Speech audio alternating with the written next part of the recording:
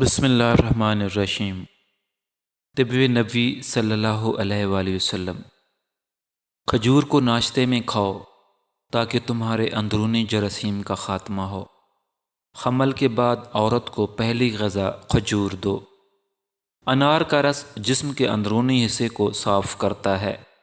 سحر کو بیدار ہو جاؤ تاکہ آسمانوں کی برکت پالو۔ پینے والی چیزوں کو کھڑے ہو کر ہرگز نہ پیو۔ خربوزہ مثانے کو صاف کرتا ہے، معدے کو ہلکا کرتا ہے۔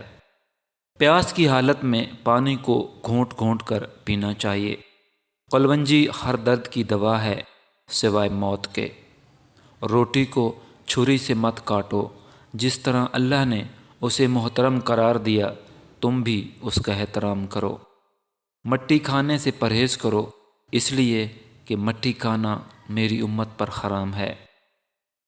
اس طرح کی اچھی ویڈیوز کے لیے ہمارے چینل کو سبسکرائب کیجیے۔